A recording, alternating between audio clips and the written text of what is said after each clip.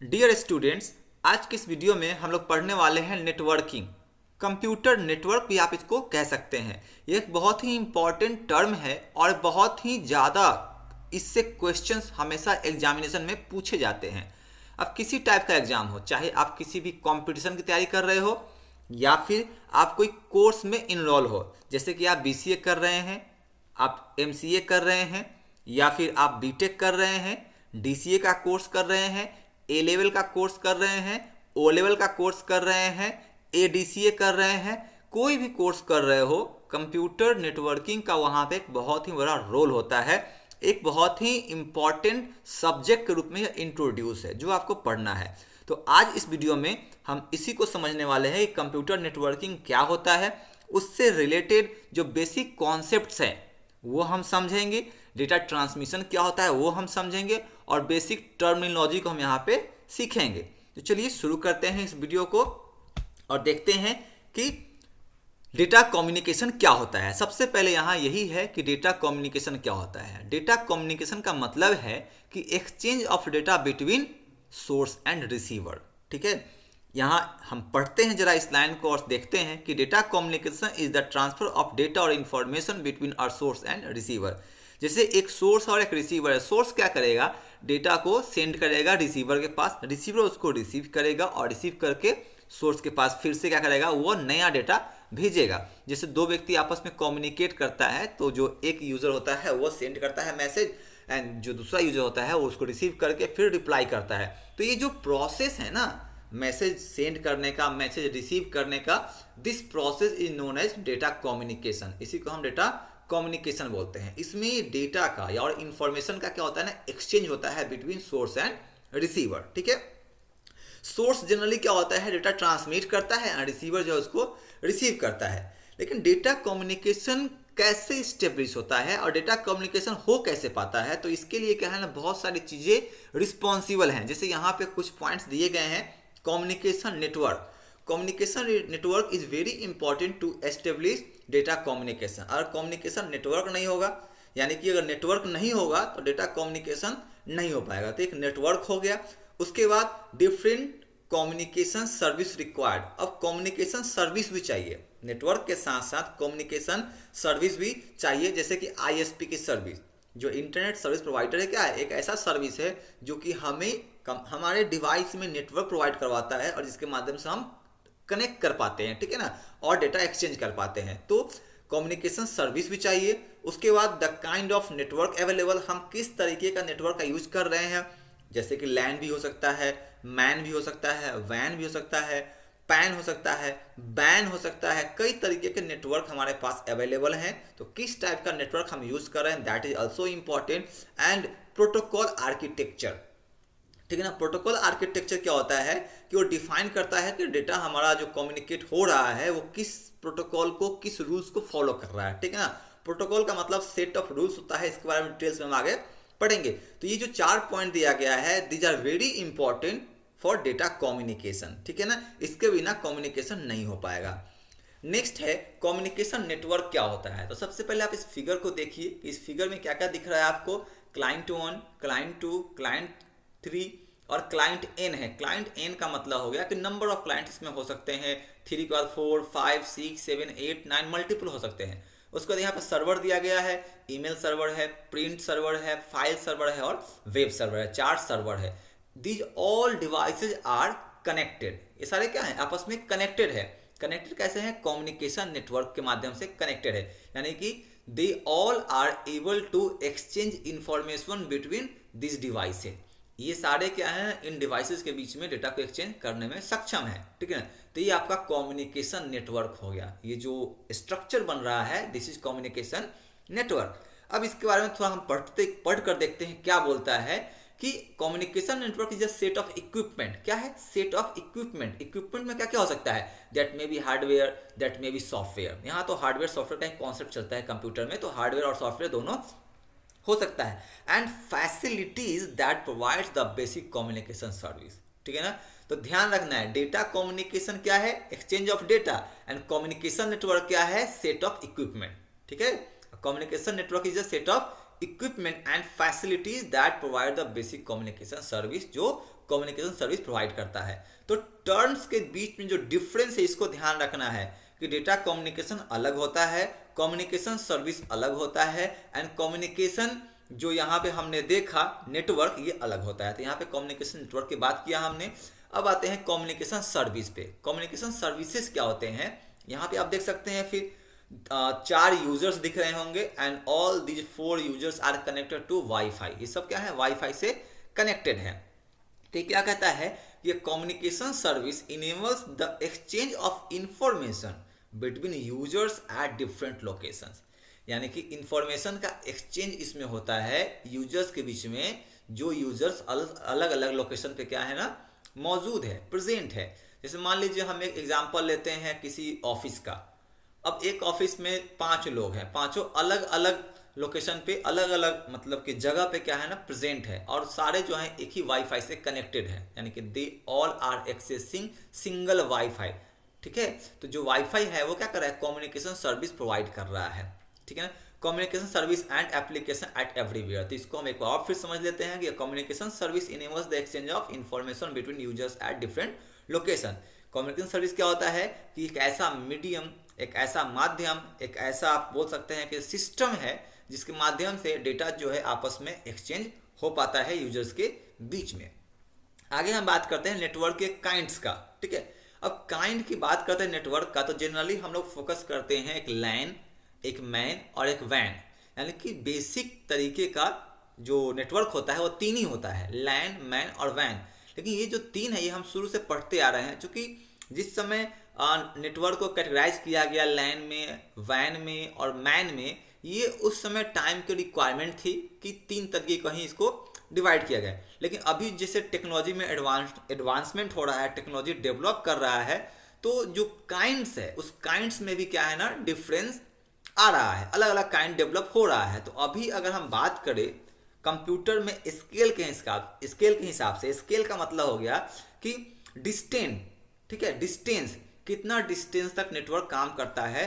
तो जो सबसे छोटा नेटवर्क होता है फॉर ए स्मॉल डिस्टेंस जो काम करता है उसको बोलते हैं नैनो नेटवर्क बोलते हैं। ठीक है, जैसा कि आप देख सकते हैं यहाँ पे ये जो सर्कल है, इस सर्कल के माध्यम से दिखाया गया है, ये डिस्टेंस ही दिखाया गया है यहाँ पे।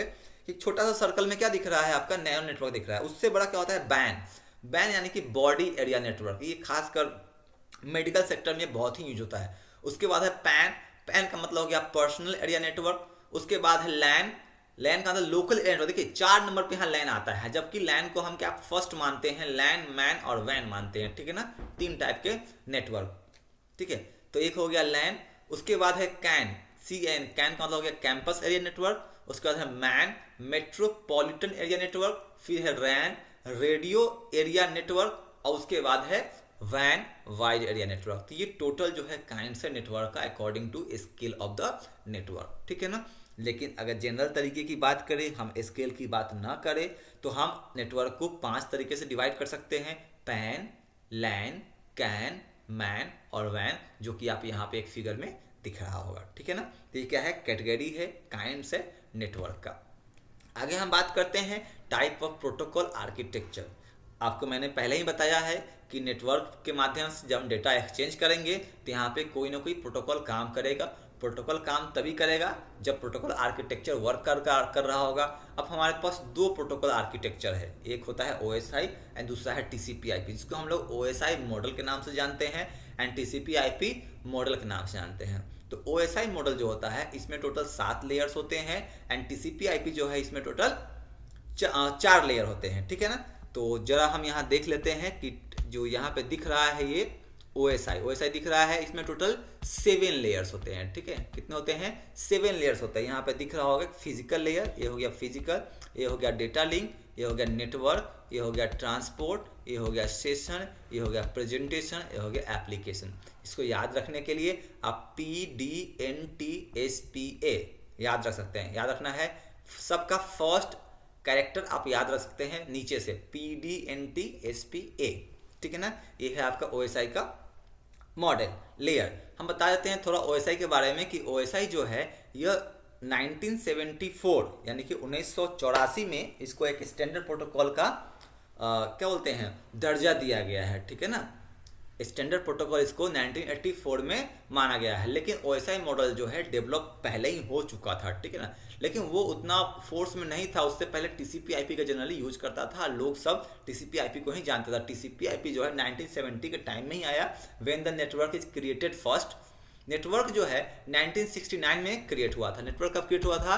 1969 में आप कह सकते हैं कि नेटवर्क जो है फॉर्म हो गया था, ठीक है ना। इसके बाद 1917 में नेटवर्क को टेस्ट अच्छे से कर लिया गया, और 70 के बाद क्या है, पब्लिक के लिए, कहने का मतलब स्टार्टिंग में पब्लिक नहीं, इसको जो ऑर्गेनाइजेशन है वो यूज़ करता था शुरू में, तो धीरे धीरे पॉपुलर हो गया। आज जो देख रहे हैं नेटवर्क का एक बहुत ही बड़ा रूप हमारे सामने है। तो स्टार्टिंग में, खैर वो तो अलग टॉपिक है जो हम आगे पढ़ेंगे ही, ठीक है। यहाँ हम लोग देखते हैं कि OSI मॉडल जो है यह एक ऐसा मॉडल है जो कि प्रोटोकॉल्स को फॉलो करवाता है नेटवर्क पे। TCP/IP क्या है, दोनों ये भी वही काम करता है। तो TCP/IP में टोटल 4 लेयर्स होते हैं, यहाँ 5 लेयर दिया गया है, क्योंकि अकॉर्डिंग टू द टाइम बदला तो धीरे धीरे इसमें लेयर्स, नंबर ऑफ लेयर्स जो है बदल गए, ठीक है। तो यहाँ पे OSI में 7 लेयर याद रखना है, TCP/IP में 4 लेयर याद रखना है आपको। OSI के लेयर्स के जो नाम है वो PD, NT, SP आप बोल सकते हैं, एंड TCP/IP के जो लेयर्स हैं उसको हम लोग NITA यानी कि नीता के नाम से याद रख सकते हैं। N का मतलब नेटवर्क इंटरफेस लेयर बोलते हैं, I का मतलब इंटरनेट लेयर, T का मतलब ट्रांसपोर्ट लेयर, एंड A का मतलब एप्लीकेशन लेयर। तो इसको आप नीता वर्ड से याद रखेंगे, और इसको आप PD, NT, SP याद रखेंगे, या फिर आप ऊपर से नीचे इसको AP, आप ST मतलब स्पीड टेस्ट नहीं दे पाएंगे। इस तरीके से आप न्यूमोनिक्स के रूप में इसको याद रख सकते हैं।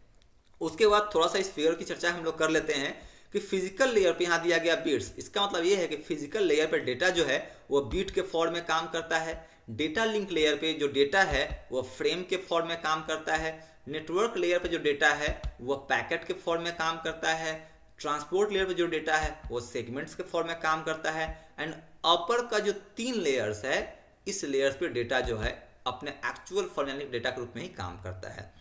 अब इसमें कौन कौन से प्रोटोकॉल्स होते हैं? तो एप्लीकेशन लेयर पे मॉडबस नाम का प्रोटोकॉल काम करता है, ACP2, DNS3, HTTP, IEC, ये सब यहाँ दिया गया है फिगर। आप देख सकते हो कि कौन कौन प्रोटोकॉल का काम करता है। हम सारे प्रोटोकॉल्स के बारे में चर्चा करेंगे आगे इस वीडियो में, ठीक है ना। इस वीडियो में अगर नहीं हो पाएगा तो हम नेक्स्ट वीडियो में करेंगे, इसीलिए आप चैनल को सब्सक्राइब जरूर कर ले ताकि आपको इसके बारे में जानकारी मिल जाए कि नेक्स्ट वीडियो कब अपलोड हो रहा है, ठीक है ना। यहाँ पे आप देख सकते हैं कि ये टोटल 4 लेयर है TCP/IP के। नेटवर्क लेयर पे जो काम होता है डेटा का वो बीट्स एंड फ्रेम के फॉर्म में होता है, यहाँ पे दिख रहा होगा आपको। इंटरनेट लेयर पे पैकेट्स के फॉर्म में, ट्रांसपोर्ट लेयर पे सेगमेंट्स के फॉर्म में, एंड एप्लीकेशन लेयर पे डेटा के फॉर्म में काम होता है। तो ये प्रोटोकॉल है। ये पूरा प्रोटोकॉल एक एक लेयर के बारे में हम लोग पढ़ेंगे, डिटेल्स में पढ़ेंगे। आप इस चैनल को सब्सक्राइब जरूर कर लीजिए। नेक्स्ट बात हम करते हैं डेटा कम्युनिकेशन मॉडल का। डेटा कम्युनिकेशन मॉडल क्या होता है? तो पहला क्वेश्चन यहाँ पे, what is data communication? Data communication जैसा कि मैंने पहले ही बताया है, exchange of data between computers, आप बोल सकते हो सीधा। तो data communication is interested in the transfer of data, यानी कि डेटा का ट्रांसमिशन होता है इसमें। The method of transfer and the preservation of the data during the transfer process, ठीक है। ट्रांसफर प्रोसेस में ट्रांसमिशन के दौरान डेटा कैसे ट्रांसफर हो रहा है, कौन कौन से मेथड का यूज हो रहा है, डेटा कैसे प्रिजर्व हो रहा है, ठीक है, ये सब डेटा कम्युनिकेशन का ही पार्ट है। इन लोकल एरिया नेटवर्क यानी कि लैन की बात कर रहा है कि in local area network we are interested in connectivity, connecting computers together to share resources even though the computers can have different disk operating system, language, cabling, location, they still can communicate to one another and share resources। यहाँ पे हम network की बात करते हैं तो local area network की बात कर रहे हैं जिसमें कनेक्टिविटी होती है। अब जब कंप्यूटर आपस में कनेक्ट होता है डेटा कम्युनिकेशन के लिए, तो देखिए यहाँ जो लिखा गया है सिर्फ लैन पे अप्लाई नहीं होता है। आपको ध्यान रखना है कि जब नेटवर्क फॉर्म होगा अलग अलग कंप्यूटर उसमें कनेक्ट होंगे। अब अलग अलग कंप्यूटर पे हो सकता है कि इससे उसका ऑपरेटिंग सिस्टम अलग अलग हो, उसमें अलग अलग लैंग्वेज हो, अलग अलग टाइप का केबलिंग हो, अलग अलग लोकेशन पे हो। It doesn't matter what types of operating system, what types of language, what types of cabling and where is the location is located, communication will be possible using data communication model। Data communication model का use करके हम communication possible करवा सकते हैं, ठीक है ना। A communication model is use to exchange data between two parties. इसका मेन काम क्या है? कम्युनिकेशन मॉडल का जो मेन काम है, दो पार्टीज के बीच में यानी कि एक सेंडर और एक रिसीवर के बीच में डेटा को एक्सचेंज करवाना है। एग्जांपल देख लेते हैं कि एक कंप्यूटर है और एक सर्वर है। अब कोई कंप्यूटर सर्वर को मैसेज कर रहा है, मैसेज उसको रिप्लाई मिला। जैसे कि मान लेते हैं आप कंप्यूटर से सर्च करते हो गूगल के माध्यम से कोई वेबसाइट के बारे में, ठीक है, आपको रिस्पॉन्ड मिलता है। तो जो आप सर्च कर रहे हो उसके बिहाफ में, उसके रिस्पेक्ट में आपको रिस्पॉन्ड मिल रहा है, तो क्या करें, आपने मैसेज किया, आपको रिसीव हुआ आंसर, है कि नहीं? तो ये जो है कम्युनिकेशन है, ठीक है ना। या फिर टेलीफोन के माध्यम से भी क्या है, कम्युनिकेशन होता है। तो ये कम्युनिकेशन मॉडल भी इसी को बोलते हैं कि दो पार्टी के बीच में डेटा कम्युनिकेट हो पा रहा है। The purpose of data communication is to provide the rules and regulations that allow computers with different disk operating system, language, cabling and location to share resources। ठीक, अब कम्युनिकेशन, डेटा कम्युनिकेशन का क्या purpose है? चूंकि यहाँ पे हम communication model की बात कर रहे हैं, तो डेटा कम्युनिकेशन मॉडल का क्या पर्पस है कि डेटा जो है कम्युनिकेट हो, whether the operating system is same और डिफरेंट, चाहे ऑपरेटिंग सिस्टम अलग हो, चाहे मान लीजिए हम जो कंप्यूटर यूज कर रहे हैं इसमें माइक्रोसॉफ्ट का ऑपरेटिंग सिस्टम इंस्टॉल है इसमें, ठीक है ना, MS विंडोज़ है और विंडोज़ 11 चल रहा है। अगर हम किसी ऐसे कंप्यूटर को मैसेज करते हैं जिसमें एप्पल यानी कि वो एप्पल का कंप्यूटर है और उसमें मैक ऑपरेटिंग सिस्टम चल रहा है, तो मैसेज जाएगा, डेफिनेटली मैसेज क्या डिलीवर वहाँ पे होगा, ठीक है। तो ऑपरेटिंग सिस्टम कैसा है उससे मतलब नहीं है, लैंग्वेज कौन सा यूज हो रहा है उससे मतलब नहीं है, केबलिंग कैसा है मतलब नहीं है, लोकेशन क्या है मतलब नहीं है, लेकिन यहाँ पे क्या है, डेटा एक्सचेंज हो रहा है कि नहीं हो रहा है, ये इंपॉर्टेंट है। तो डेटा कम्युनिकेशन मॉडल का यही मतलब है कि data will be exchange whether it is different operating system, different language, different cabling and different location. The rules and regulations are called protocols and standard in data communication। अब data communicate करवाने के लिए, जैसे मान लेते हैं कोई device है जिसका नाम A है, उसने डिवाइस B को मैसेज किया। अब मैसेज किया डिवाइस B को, तो मैसेज डिवाइस B को ही जाएगा, ठीक है, डिवाइस C को नहीं जाएगा, D को नहीं जाएगा, E को नहीं जाएगा, B को ही जाएगा, ठीक है। तो कोई ना कोई ऐसा रूल्स तो है जो काम कर रहा है डेटा को सोर्स से लेकर डेस्टिनेशन पे सही तरीके से पहुंचाने में, ठीक है। तो ये जो रूल्स हैं इसी को हम बोलते हैं प्रोटोकॉल्स बोलते हैं, ठीक है। नेक्स्ट, डेटा कम्युनिकेशन मॉडल में आगे हम ये देख रहे हैं कि जो कम्युनिकेशन सिस्टम होता है उसके 3 पार्ट होते हैं। कोई भी डेटा जब कम्युनिकेट होता है तो उसके 3 पार्ट होते हैं। पहला हो गया सोर्स, दूसरा हो गया ट्रांसमिशन मीडियम एंड तीसरा होगा डेस्टिनेशन। सोर्स यानी कि वह मशीन जो डेटा सेंड करने का काम कर रहा है, ठीक है, और डेस्टिनेशन का मतलब हो गया वह मशीन जो डेटा रिसीव कर रहा है। एंड जो ट्रांसमिशन मीडियम है that may be a channel also, that may be a wire also, wireless भी हो सकता है, ठीक है ना, तो वो हो सकता है। तो ये क्या है, 3 जो है यह पार्ट हैं डेटा कम्युनिकेशन सिस्टम के, ठीक है। इसी 3 के कारण डेटा कम्युनिकेशन होता है। एक रिसीवर होना चाहिए, एक सेंडर होना चाहिए और एक चैनल वहाँ पे होना चाहिए जिसके माध्यम से डेटा कम्युनिकेट हो पाए। यहाँ पे इस फिगर में आपको दिख रहा होगा, ये भी एक बहुत ही बढ़िया तरीके से समझाया गया है इसके पार्ट्स को, कि डेटा कम्युनिकेशन मॉडल के जो पार्ट्स हैं जैसे कि DTE को बोलते हैं डेटा टर्मिनल इक्विपमेंट, ठीक है, यानी कि यह वह इक्विपमेंट है जो डेटा को सेंड कर रहा है। DCE data communication equipment, that में भी मोडेम। तो DTE क्या होगा, कोई ऐसा डिवाइस जो डेटा जनरेट करेगा, भेजेगा। DCE क्या है, जो डिवाइस को नेटवर्क प्रोवाइड करवाएगा, ठीक है ना। एक हो गया मीडियम हो गया, उसके बाद फिर से रिसीवर साइड में मोडेम होगा यानी कि DCE होगा एंड DTE होगा, ठीक है। तो ये आप नीचे फिगर में दिख रहे होंगे कि ये कंप्यूटर, यहाँ पे मैं आपको यहाँ पे दिखा देता हूँ, ये एक कंप्यूटर है, ठीक है। ये क्या हो गया, ये हो गया आपका डेटा टर्मिनल इक्विपमेंट हो गया, ठीक है ना, ये कंप्यूटर। ये जो है यह DCE हो गया यानी कि एक मोडेम है। और ये क्या है, ये टेलीफोन यानी कि जो मीडियम है, टेलीफोन मीडियम है दोनों को कनेक्ट करने के लिए। ये फिर से एक मोडेम है जिसको हम DCE बोलेंगे, और फिर से क्या है, कंप्यूटर है जिसको हम लोग क्या बोलेंगे, DTE बोलेंगे, ठीक है। तो इस तरीके से डेटा आपस में एक्सचेंज होता है। नेक्स्ट हम बात करते हैं डेटा कम्युनिकेशन में यूज होने वाले तीनों मीडियम के बारे में थोड़ा डिटेल्स में। तो सोर्स की अगर बात करें तो it is the transmitter of data क्या है, डेटा का ट्रांसमीटर है। दैट में भी टर्मिनल क्या होगा, कोई टर्मिनल हो जाएगा, कंप्यूटर कोई कंप्यूटर होगा, मेन फ्रेम में भी कंप्यूटर का ही काइंड्स है ये भी, तो ये भी कंप्यूटर ही है। मीडियम की बात कर ले अगर, तो मीडियम में क्या होगा, केबलिंग हो सकता है, माइक्रोवेव होगा, फाइबर ऑप्टिकल केबल होगा, रेडियो फ्रिक्वेंसी, इंफ्रारेड वायरलेस हो सकता है। तो आप इसमें ध्यान रखेंगे मीडियम जो होगा वायर्ड होगा या वायरलेस होगा, ठीक है। डेस्टिनेशन की बात कर ले तो डेस्टिनेशन क्या हो सकता है, कोई टर्मिनल होगा, कोई कंप्यूटर होगा, कोई प्रिंटर भी हो सकता है, ठीक है ना।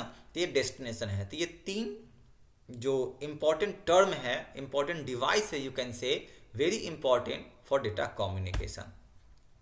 उसके बाद हम पार्ट्स ऑफ कम्युनिकेशन सिस्टम की बात करते हैं थोड़ा सा। कम्युनिकेशन सिस्टम में कितने पार्ट्स होते हैं, तो सोर्स का बात कर रहे हैं अगर हम, तो सोर्स तो आप लोग समझ गए पहले ही, जैसे कि स्लाइड हमने बताया, सोर्स में क्या क्या होगा, टर्मिनल होगा, कंप्यूटर होगा, कोई भी कंप्यूटर हो सकता है, ठीक है।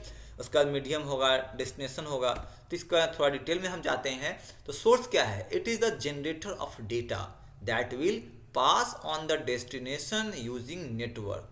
क्या है सोर्स, एक ऐसा डिवाइस हो गया जो डेटा को जनरेट करेगा और डेटा को पास करेगा नेटवर्क पे, ताकि डेटा डेस्टिनेशन पे पहुंचे। Without any request source never pass the data to the destination. लेकिन सोर्स डेटा पास कैसे करेगा, on the basis of request. जब तक रिक्वेस्ट नहीं होगा वो पास नहीं करेगा। So if source is passing the data means any of the destination is required for the data. अगर डेटा भेजा जा रहा है तो डेस्टिनेशन को उस डेटा की ज़रूरत है, ठीक है ना। और डेस्टिनेशन पे डेटा वो रिसीव होगा अगर सोर्स भेजेगा, तो ये सोर्स हो गया। ट्रांसमीटर क्या है, तो ट्रांसमीटर आप कह सकते हैं कि एक चैनल है, एक चैनल बना हुआ है जिसके माध्यम से डेटा को ट्रांसमिट किया जाता है, जो सोर्स ट्रांसमिट करता है, ठीक है ना। It is simply a device use to convert the data as per destination requirement, ठीक है। यानी कि डेस्टिनेशन का जैसा रिक्वायरमेंट होगा, according to that requirement data will transmit to the destination, ठीक है ना। ये ट्रांसमीटर का काम है। नेक्स्ट है ट्रांसमिशन सिस्टम। ट्रांसमिशन सिस्टम क्या होता है, तो to transmit the data on different connected system we use different transmission system. यानी कि डेटा को हम अलग अलग सिस्टम पे ट्रांसमिट करने के लिए अलग अलग ट्रांसमिशन सिस्टम का यूज करते हैं। Data transmission using transmission system means the physical transfer of data over point to point और point to multi point communication channel. इसका मतलब ये भी हो सकता है कि एक डिवाइस से एक डिवाइस पे डेटा ट्रांसमिट हो और एक डिवाइस से मोर देन वन डिवाइस पे डेटा ट्रांसमिट हो, ठीक है ना। और डेटा ट्रांसमिशन सिस्टम में क्या यूज हो सकता है, तो वायर हो सकता है, वायरलेस हो सकता है। वायर में आपका ट्विस्टेड पेयर केबल हो सकता है, कोएक्सियल केबल हो सकता है, फाइबर ऑप्टिकल केबल हो सकता है, कॉपर वायर हो सकता है, ठीक है। उसके बाद वायरलेस कम्युनिकेशन में भी हो सकता है, जैसे कि इंफ्रारेड हो सकता है, ब्लूटूथ हो सकता है, रेडियो वेव हो सकता है, माइक्रोवेव हो सकता है, ठीक है ना। ये सब क्या है, ट्रांसमिशन सिस्टम का पार्ट है।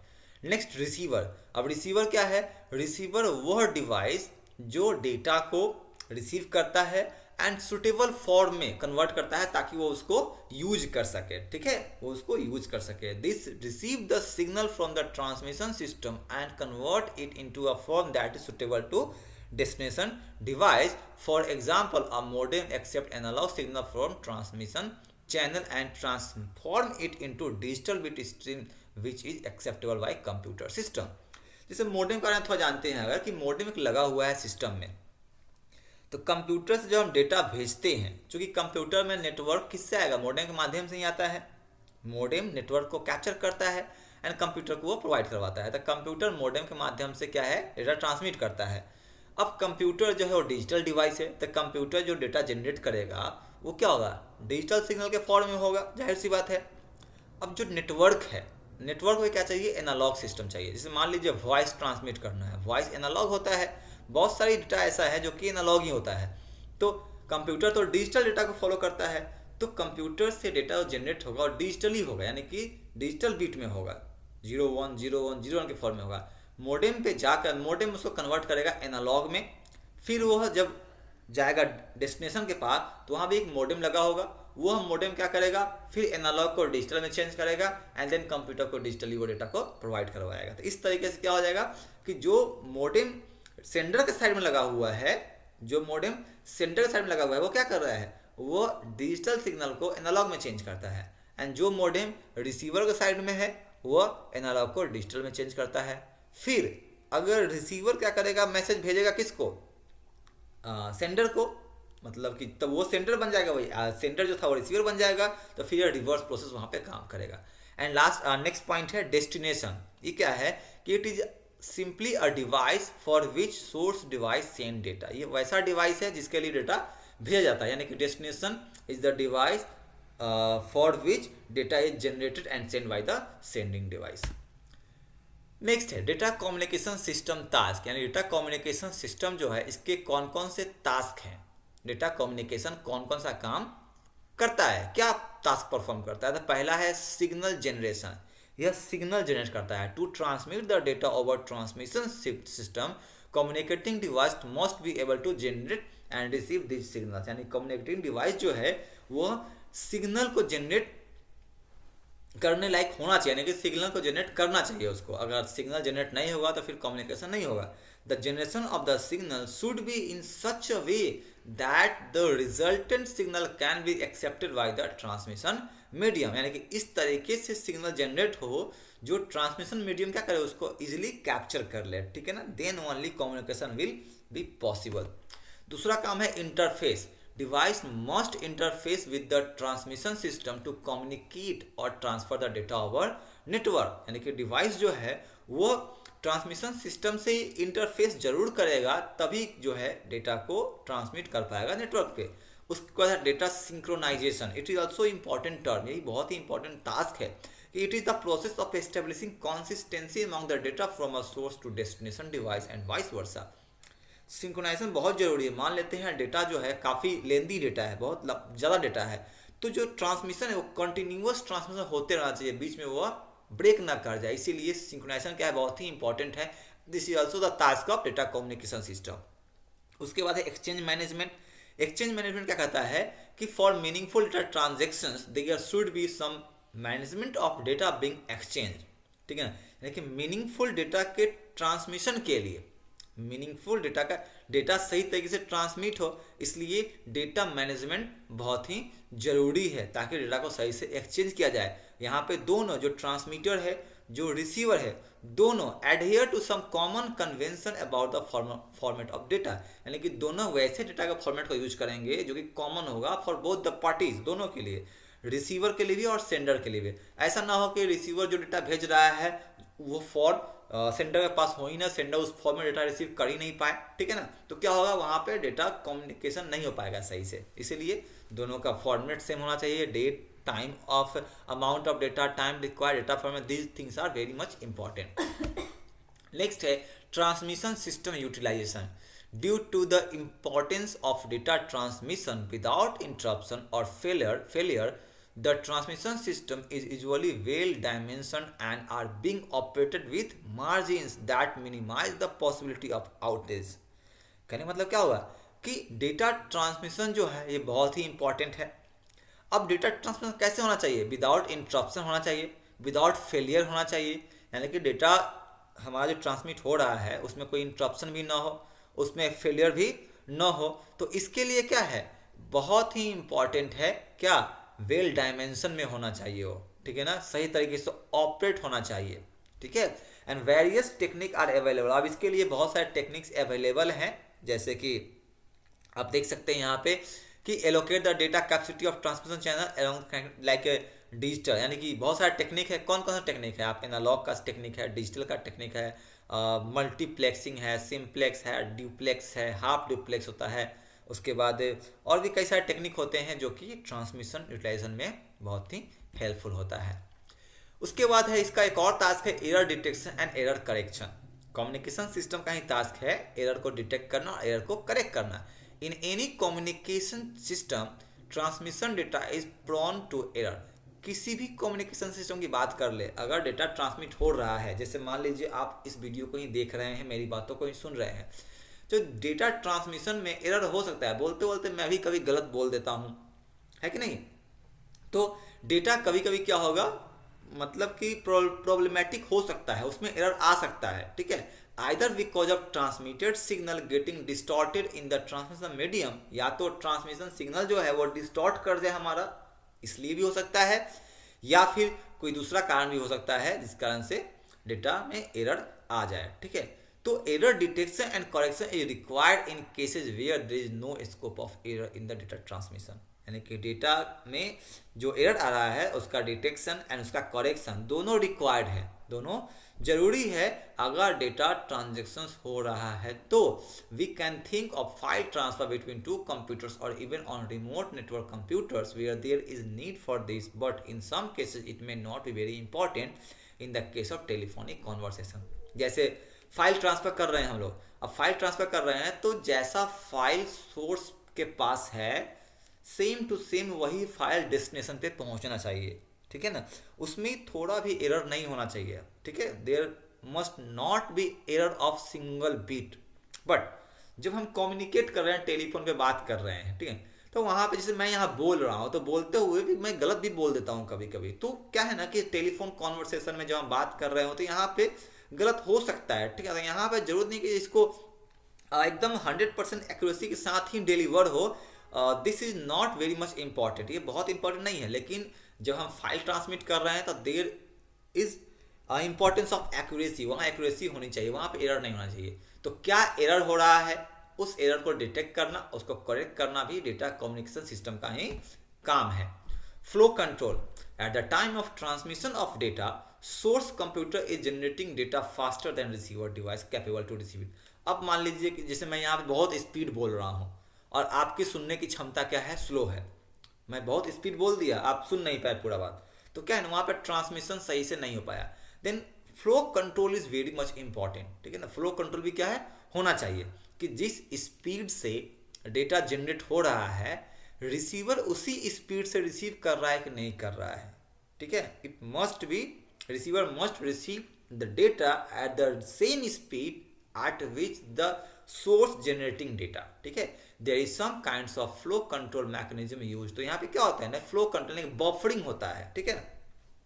बफर का यूज किया जाता है कि डेटा के फ्लो कंट्रोल को करने के लिए। Before getting started the transmission of data they have to agree upon between the communication device, ठीक है। डेटा ट्रांसमिशन होने के लिए जो डिवाइस यूज हो रहा है उस डिवाइस पे दोनों का अग्रीमेंट होना बहुत ही जरूरी है। And next है addressing. When more than two devices share a transmission facility, a source system must somehow indicate the identity or address of the destination।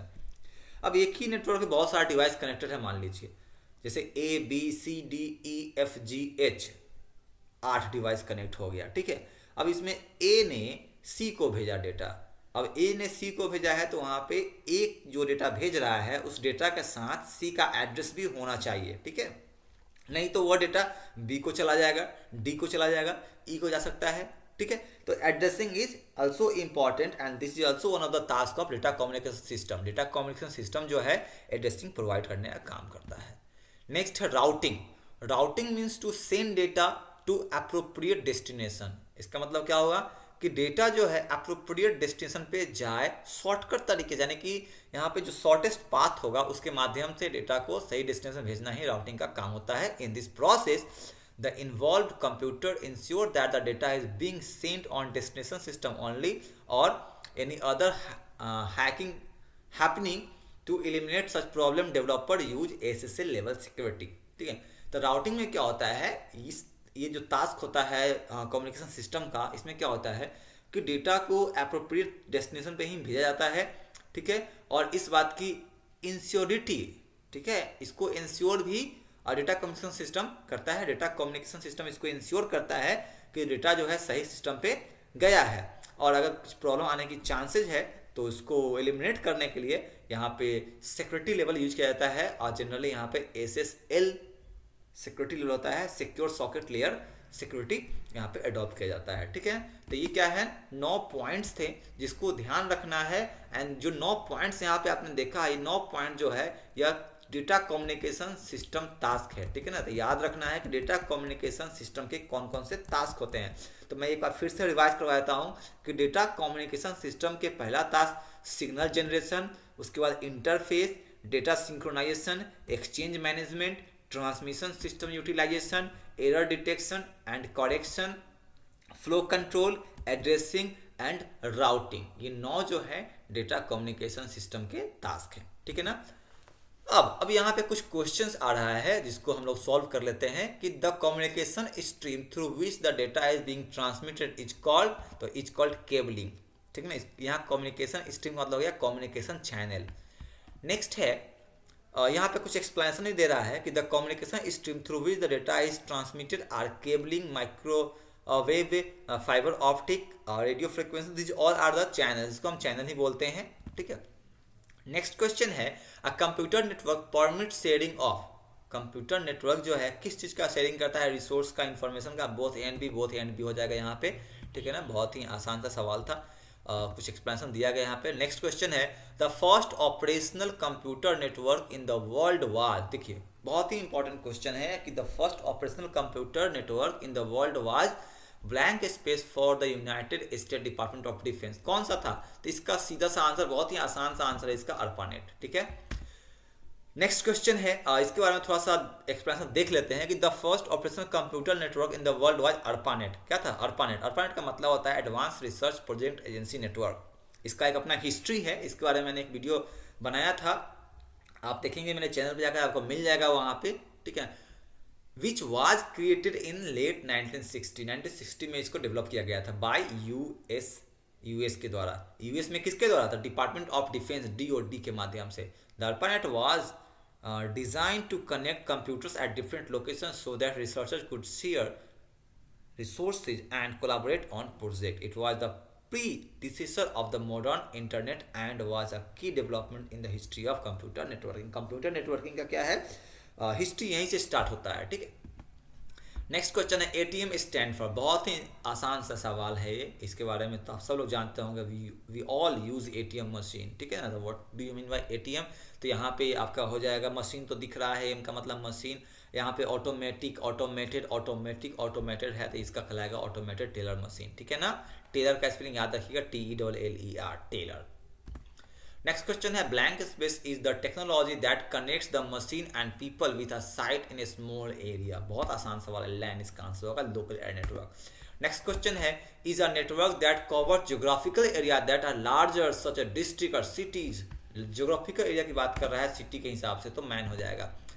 It is the network that is technology connect site that are in the diverse location. Diverse location का बहुत बड़े location होता है, तो van हो जाएगा यहाँ पर। ठीक है, नेक्स्ट क्वेश्चन है blank space is a collection of point to point links that may form a circle. अब यहाँ पे क्या है ना, पॉइंट टू पॉइंट लिंक है, that may form a circle. एक सर्कल यानी कि यहाँ पे अब बात हो रहा है रिंग का, रिंग टोपोलॉजी, सर्कल मतलब कि रिंग होता है। ठीक, next question, the ISDN internetworking equipment device are. ISDN की बात कर रहा है, तो इसको हम लोग इक्विपमेंट डिवाइसेज आर क्या होता है, ऑल ऑफ दी, यानी कि यह टर्मिनल एडेप्टर्स भी कहलाता है, ISDN ब्रिज भी, ISDN राउटर भी। ठीक है, इसका एक्सप्लेनेशन जो है यहाँ पे दिया गया है। ठीक है ना, ISDN के बारे में। ठीक है, आप इसको एक बार पढ़ सकते हैं, यहाँ पे देख सकते हैं, पॉइंट वाइज में यहाँ पे लिखा हुआ है कि ISDN जो राउटर के बारे में, this device are use to connect ISDN network with the type of network such a local area network और वाइड एरिया नेटवर्क। ठीक है ना, सब यहाँ पे आप इसको ISDN के बारे में एक्सप्लेनेशन जो है इसको आप स्क्रीनशॉट लेकर भी इसको पढ़ सकते हैं। हम नेक्स्ट स्लाइड पे आगे बढ़ते हैं नेक्स्ट क्वेश्चन की तरफ। नेक्स्ट क्वेश्चन है ATM network are. ATM network जो है कैसा नेटवर्क है? तो ATM नेटवर्क जो है कनेक्शन ओरिएंटेड नेटवर्क है। कनेक्शन ओरिएंटेड क्यों है? आप ATM से जैसे ही पैसा निकालोगे उसके बाद बैंक में बैलेंस चेक करोगे, दिखेगा पैसा निकल गया है आपका, यानी कि यह तुरंत अपडेट हो जाता है, दैट इज कनेक्शन ओरिएंटेड। ठीक है, ऑन द नेक्स्ट स्लाइड इसका एक्सप्लेनेशन यहाँ पे दिख रहा है ATM के बारे में कि ATM networks are a type of high speed networking technology used to transmit large amount of data over a network. ATM network is uses a fixed size cell based transmission protocol which provides a highly efficient and reliable means of transmission data. In ATM network data is divided into fixed size cell. क्या होता है इसमें, data को fix size cell में divide किया जाता है, each of which contain a header and a payload. हर एक सेल में जो कि डिवाइड होने के बाद बनता है उसमें हेडर होता है और पेलोड होता है। ठीक है ना, द हेडर कंटेन इन्फॉर्मेशन, जो हेडर बनता है उसमें इन्फॉर्मेशन होता है। ठीक है, और जो सेल होता है, जो पेलोड होता है, ठीक है ना, इसमें एक्चुअल डेटा होता है जो ट्रांसमिट होना होता है। ठीक है ना, इस तरीके उसके बाद डेटा जो है ट्रांसमिट हो जाता है वर्चुअल सर्किट पे। तो ये है आपका एटीएम के बारे में कुछ एक्सप्लेनेशन। नेक्स्ट है डीएचसीपी सर्वर क्या होता है। डीएचसीपी एक प्रोटोकॉल भी है, एक सर्वर भी है, ठीक है ना। इसको हम लोग डायनामिक होस्ट कॉन्फ़िगरेशन प्रोटोकॉल बोलते हैं। इसका आंसर फर्स्ट हो जाएगा। नेक्स्ट इसके बारे में थोड़ा सा एक्सप्लेनेशन यहाँ पे दिया गया है कि DHCP stand for dynamic host configuration protocol. It is a network protocol used to automatically assign IP address and other network configuration information to device on the network। यानी कि डिवाइस पे IP एड्रेस असाइन करना और configuration assign करना एक काम होता है आपका DHCP प्रोटोकॉल का, ठीक है। और नेक्स्ट क्वेश्चन है transmission media are usually categorized at. Transmission media को हम किस कैटेगरी में बांटते हैं, द गाइडेड और अनगाइडेड, यानी कि यहाँ का आंसर दिया गया है 3। नेक्स्ट क्वेश्चन है blank space cable consist of an inner copper core. Copper core किस में होता है, तो कॉपर कोर आपका कोएक्सियल केबल में होता है। नेक्स्ट क्वेश्चन है, आप यहाँ पे देख सकते हैं फिगर के माध्यम से बताया गया है coaxial cable versus optical cable. तो कॉपर कोर देखिए यहाँ पे आपका कॉपर कोर दिख रहा होगा, मैं जरा इसको आपको हाईलाइट करके दिखाता हूँ। देखिए ये आपका कॉपर कोर है, ठीक है ना, ये सेंटर पे एक कॉपर कोर लगा हुआ है यहाँ पे। उसके बाद क्या होता है ना, इसमें कॉपर कोर के बाद ये आपका एक इंसुलेटर होता है, ठीक है। उसके बाद यह इंसुलिंग मटेरियल है, ठीक है ना। और उसके बाद क्या है, ब्राइडेड आउटर कंडक्टर है, और क्या है ना, प्लास्टिक जैकेट। तो आप ऐसे समझिए जो कॉपर कोर ये छोटा वाला दिख रहा है कॉपर कोर है आपका, ये जो है ब्लू वाला ये आपका इंसुलेशन है। फिर ये जो है आपका ये आपका एक आउटर कंडक्टर हो गया, और ये ऊपर में जो हो गया यह कवर हो गया, ठीक है ना। तो इसमें 2 वायर दिख रहा है, एक ई कंडक्टर है और एक कॉपर कोर क्या है, कंडक्टर है। उसके बाद ये होता है फाइबर ऑप्टिकल केबल। इसमें क्या होता है ना, एक फाइबर ऑप्टिकल कोर होता है और फिर क्लैडिंग होता है, फिर प्लास्टिक जैकेट बोलते हैं इसको, ठीक है। उसके बाद हम आगे बढ़ते हैं थोड़ा सा नेक्स्ट क्वेश्चन की तरफ। तो अगला सवाल है which of the following is not a guided medium. Guided medium कौन सा नहीं है, ट्विस्टेड केबल लगा हुआ है गाइडेड, ये तो गाइडेड है। फाइबर ऑप्टिकल क्या है, गाइडेड है। ट्विस्टेड पेयर गाइडेड है। एटमॉस्फेयर, यानी कि इसका आंसर हो जाएगा आपका 4। नेक्स्ट क्वेश्चन है which of the following primary uses guided media. यहाँ पे गाइडेड मीडिया कौन सा है जो यूज होता है, तो इसमें गाइडेड मीडिया हो जाएगा आपका यूजेस गाइडेड मीडिया, तो सेलुलर लोकल टेलीफोन सिस्टम, हाँ ठीक है, लोकल टेलीफोन सिस्टम जो है ये आपका गाइडेड मीडिया है। नेक्स्ट क्वेश्चन है the amount of uncertainty in the system of symbol is called. इसको बोलते हैं हम लोग एंट्रोफी बोलते हैं, ठीक है ना, एंट्रोफी। नेक्स्ट क्वेश्चन है, देखिए एंट्रोफी के बारे में यहाँ पे थोड़ा सा एक्सप्लेनेशन हम लोग देख लेते हैं कि entropic is a scientific concept that is most commonly associated with a state of disorder, randomness और अनसर्टेनिटी। जो एंट्रोफी है ये एक साइंटिफिक कॉन्सेप्ट है जो किसी प्रकार के अनसर्टेनिटी से रिलेटेड है, कोई प्रकार के डिसऑर्डर से रिलेटेड है। जैसे कि मान लीजिए कंप्यूटर में अचानक वर्क करते करते उसका हार्ड डिस्क क्रैश कर गया, दिस इज एंट्रोफी, इसको हम लोग एंट्रोफी बोलेंगे, ठीक है ना। नेक्स्ट क्वेश्चन है coaxial cable has conductor with a common axis, ठीक है ना। नेक्स्ट क्वेश्चन है all of the parts in the computer talk to each other by sending, क्या हो जाएगा, by sending digital signals. Next question है which what protects the coaxial cable from noise. Coaxial cable को noise से कौन protect करता है, तो यहाँ पे 4 ऑप्शन दिया गया, inner conductor, outer conductor, diameter and insulator. तो इसका आंसर हो जाएगा आपका आउटर कंडक्टर। नेक्स्ट, तो यहाँ पे थैंक्स हो गया, मतलब कि आपका जो स्लाइड था यहीं पे ख़त्म हो गया है। अब नेक्स्ट स्लाइड में यानी कि नेक्स्ट वीडियो में हम लोग दूसरे टॉपिक के साथ फिर आएंगे, या फिर इससे रिलेटेड और भी टॉपिक्स हैं नेटवर्किंग से रिलेटेड जिसको हम आगे लेकर चलेंगे। आपको ये वीडियो अच्छा लगा तो आप इसे शेयर जरूर करें और चैनल को लाइक और सब्सक्राइब कर दें। Thank you, have a nice day.